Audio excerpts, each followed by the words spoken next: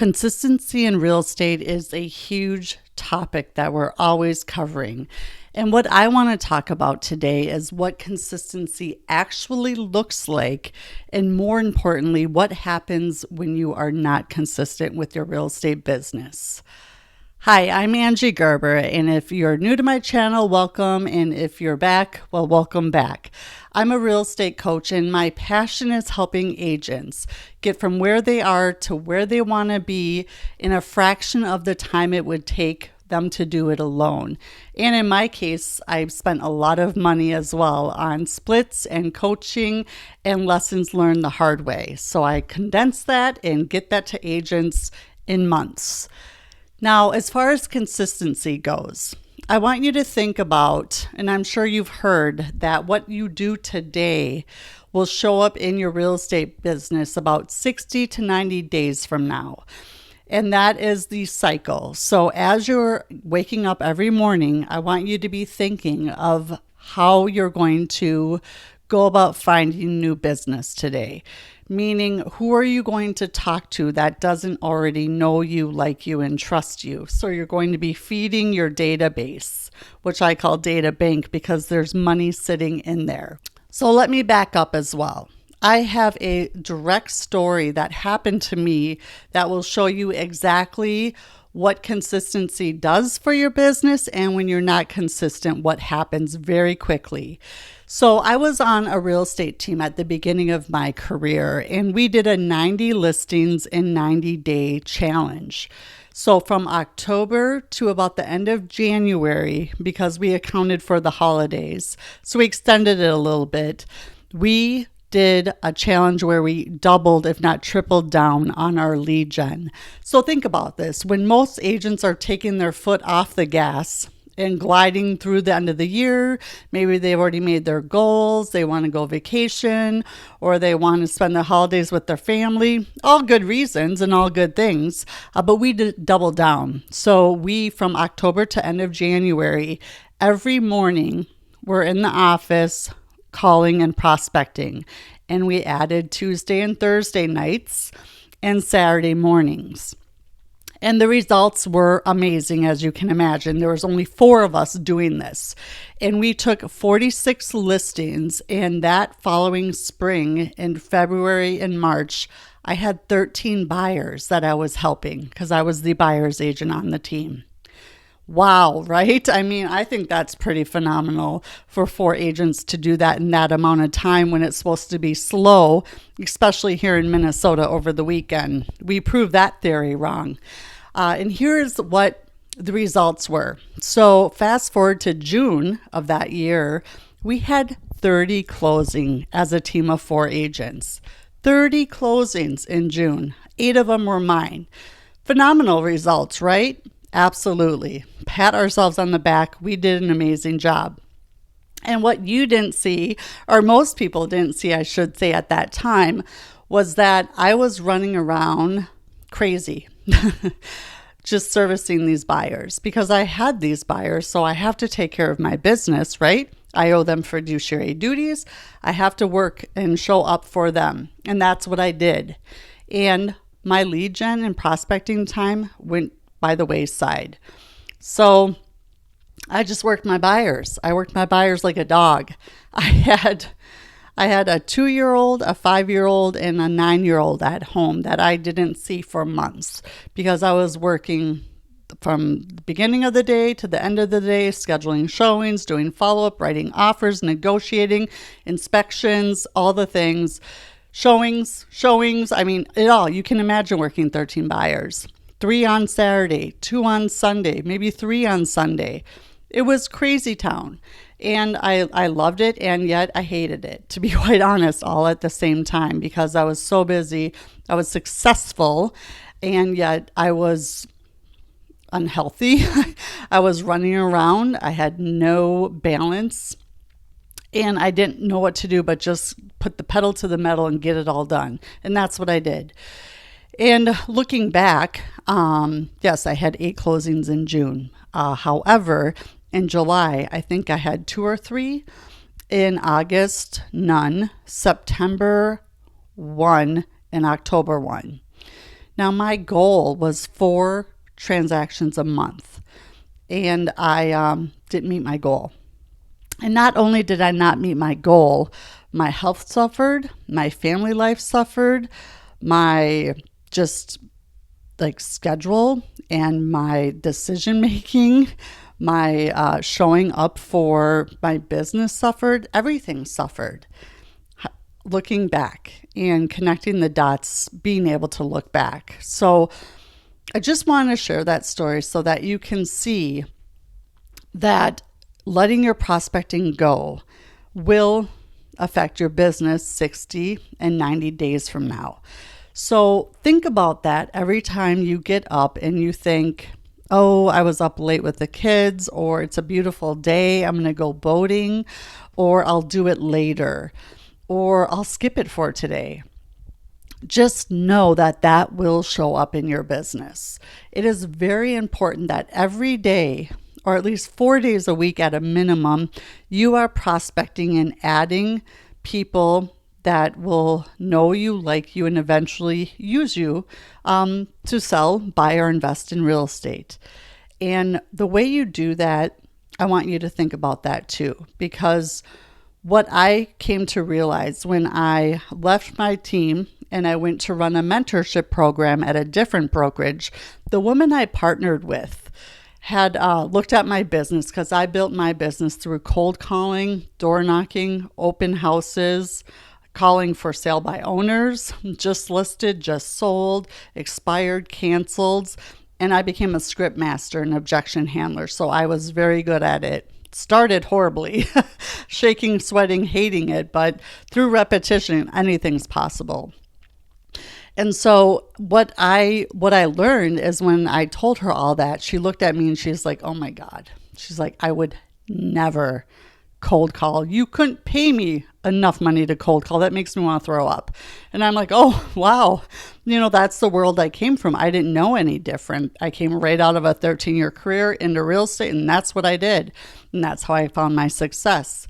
Hers came through networking. She ran a B&I group in her sphere. She did some open houses, but she had an amazing big business. I had an amazing big business. We both were successful in completely different ways. And what this taught me going into mentorship program and helping other agents build a successful real estate business from the ground up, this can be done anyway. There's hundreds of ways to build this business. What will be important is, when will you show up and do the work, even if you don't feel like it, even if you have every excuse in the book? I encourage you to think about that. I encourage you to think about how you want to grow this business, because it's a relationship business. You just have to build relationships. You have to show up, stay top of mind, and do what you say you're going to do.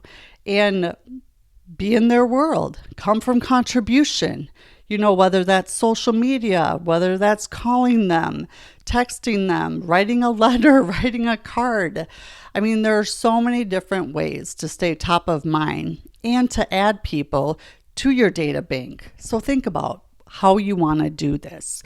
Where are you already showing up? Do you volunteer? Do you worship at a certain place? I know agents that have done this all through social media.